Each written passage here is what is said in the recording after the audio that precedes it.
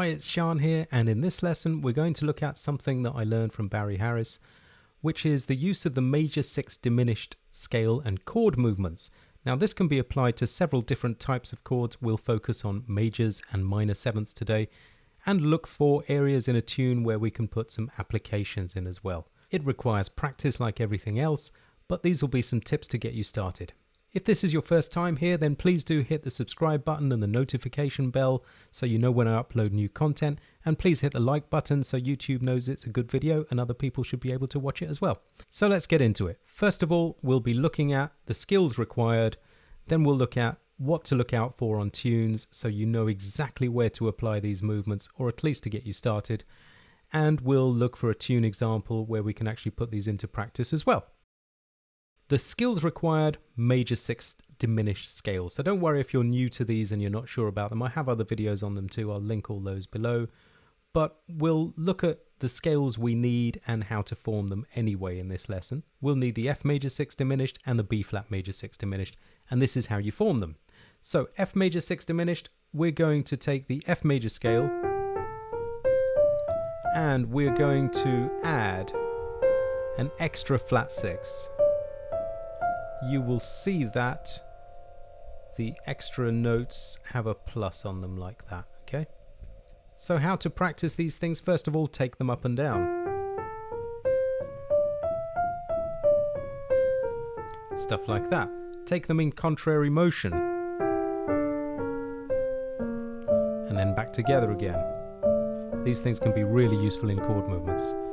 And then also practice them in chords. So if you take alternate notes on the F major 6 diminished, play one, miss one, play one, miss one, until you have 4 notes, you'll have an F6 on the first degree, and then if you do the same thing on the second degree, you'll end up with a G diminished. There's your G diminished. And you know, the funny thing is, if you keep doing that up the scale,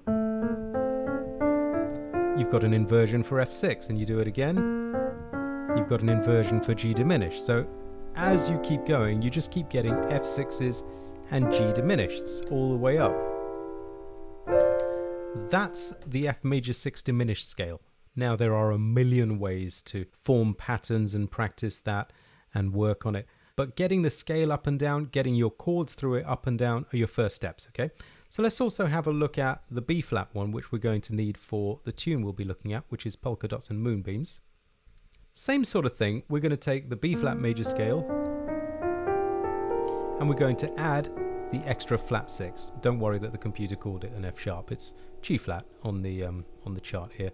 So same thing. You've got a major scale with an added flat 6, and doing that gives you the same types of chords we had in the other key. We'll get a B flat 6. We'll get a C diminished. So the diminished is always on the second degree.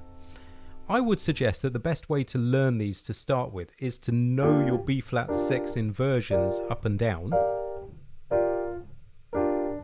and then do the same with your C diminished inversions. And then you put those together. So now you've got one of the B flat 6s, one of the C diminished, the next B flat 6 inverted, the next C diminished inverted, etc. B flat 6, C diminished, B flat 6, C diminished, and then you're done. Okay, same things, practice things like contrary motion, all that kind of stuff. Okay, moving on. Now let's look at what I'm looking for to apply these to tunes. Now, I will say that this isn't the only thing to look for by any means. This is something that I show my students to get started because it covers a lot of ground, and you can have a system where you know that there'll be a place to apply a movement, or you might be better off leaving it, especially when you're getting going. So I'm looking for single steps on major chords and single steps on minor chords. What do I mean by single steps? Well, very, very simple. If we're back in the F major scale, a single step for me is that, or any single step up or down in the scale. It could be 3 notes, or it could be 4 notes, or they could be notes that go up and down. So it could be something like this. As long as there are no jumps, then we've got single steps, and we'll be able to apply those to major chords and to minor 7th chords.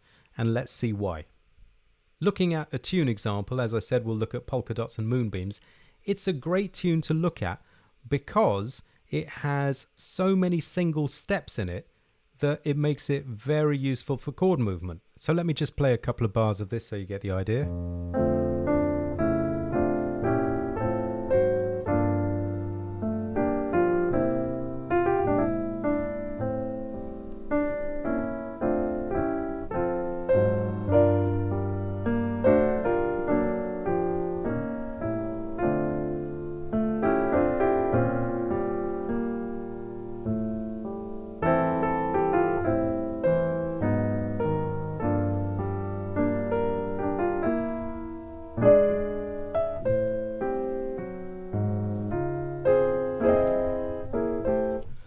Something to note is I played it as if it was the first time round. This is an AABA tune. You're seeing the A section on the screen, which means that'll happen 3 times in the song. And you're seeing the last time round on the screen here, which ends on F. And typically tunes will end on maybe the 5th on the first A section, like this one does, the 5th of F I'm talking about. So it's less complete. And then on the second and last A, they may end on the root, as it does on the screen.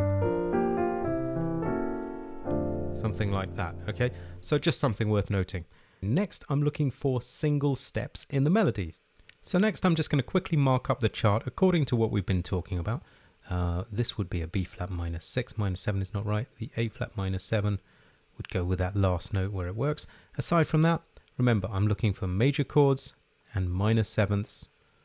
So let's just mark all those out very quickly. This D minor would be a minor 7. I'm not going to worry about the A flat minor. It doesn't fall within what we've been talking about because there's only one note that goes with that A flat minor 7. And that's it. We've got F major at the end. Okay. Next, we're going to look for single step scale movement. So this has single steps all the way up to there. There. I'm not marking the end because you see the end is a little jump. It's not a single step. Now these count as well, even though they're going up and down, just like we said. Just 2 little notes there. And that's it. So as you can see, a tune like this is really conducive to movement because there are plenty of single steps up and down, little moves up and down there. Not every tune will be like that. If you're just getting started and using this strategy and you don't see it on a tune, that's okay. Just pick a different tune or just focus in on little areas of a tune that may do it. That's fine as well. So when we have an F major 6, which we would move on an F major normally, it's the same as D minor 7 because if I invert F6 down, I get D minor 7, same notes. So they move in the same movement scale. But remember we said that movement scale had the extra flat 6, the D flat. But the melody is moving straight through the major scale. So I'm not going to start moving immediately because it's not moving through the major 6 diminished scale. So I'll begin moving from the second note like this. So bass note first to cover that rest. Now we'll start moving. Contrary motion. See, this is F6. This is the nearest major note in my left hand. And we're going to go in different directions. Very effective in movement. F6, G diminished, F6, G diminished, F6, I'm going to put in an A flat 7, which is a tritone substitution on the last note. But this isn't to do with movement anyway, because now we've got a jump. So we're heading for single steps today. I've got another lesson on tritones, which I'll link below. The G minor 7 also comes from a major 6 diminished scale. Remember we said that F6 equals D minor 7 and B flat 6 equals G minor 7. So that's why we're going to be making those sorts of movements. So G minor 7 begins on an A, I'm right here. Is a B flat major 6 note? No, it's a diminished note from that same scale. But it's not going to sound right for me to put a whole diminished over the G minor. So what I'm going to do is just move a couple of notes. I have that rule that if the top note is a moved note, in other words, the G has been moved up to A, I'm going to move the next one down as well to complement it. And then in my left hand, I've got the G, and the F has moved up because otherwise it would fight with the right hand. So we've got diminished, major, major, diminished, major, major, because in B flat 6, that's your scale, and you're not going from major to diminished to major. So diminished, major, the best you can do is an inversion. Okay, or the best I'm going to do is an inversion. Where are we? C7, and then we've got the same stuff as before on the F major to D minor. Now here,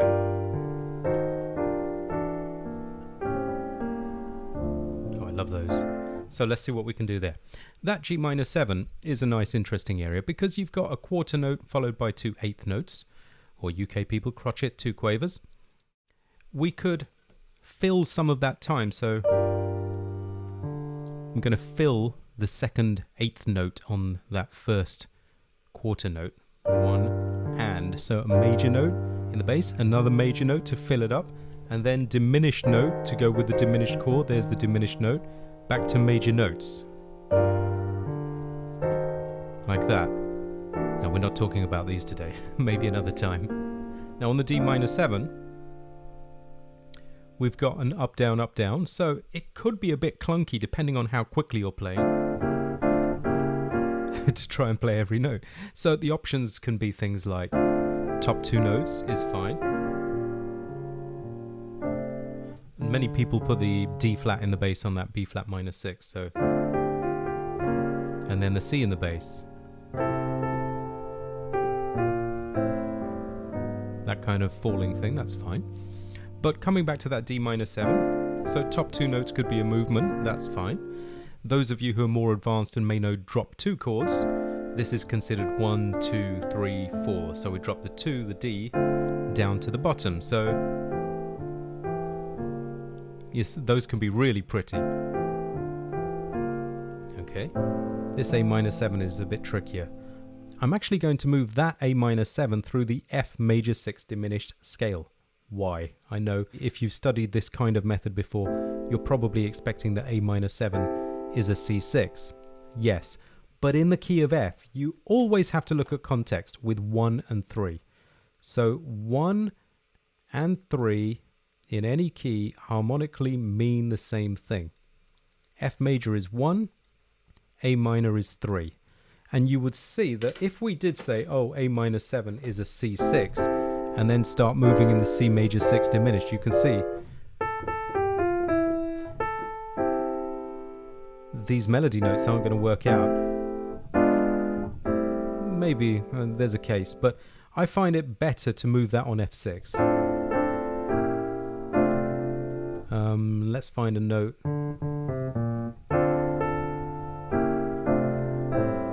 Maybe something like that. And then, see, we only have those 2 notes written on that G minor 7. And they are both major notes anyway, so there's no movement. So you don't have to do anything, you know. And that's how you do it. So I would recommend, to get into this kind of stuff, look for tunes, look for those single steps. Try not to be in arranger mode, which a lot of people get into, and they want to know, well, how do I move every single note? And there must be something here, there must be something there, and I should be able to do everything. Try to stay out of that mode and stay in just learning mode. When I first learned this stuff, I really just got as good as I could at just running the major 6 diminished up and down, you know, just up and down and getting to know them in different ways. And the application starts to take care of itself. But if you look at a tune and you want to know what happens everywhere, you'll be so much in arranger masterpiece mode that you won't be in flow mode, learning skills that you can apply anywhere because they suggest themselves to you in real playing, okay? So I hope you enjoyed that and got something from it. If you did, perhaps you'll consider becoming a Jazz Skills member, where I have hundreds of videos on movement, voicings, improv, rhythm, you name it. Thanks a lot for watching. See you on the next one. Bye for now.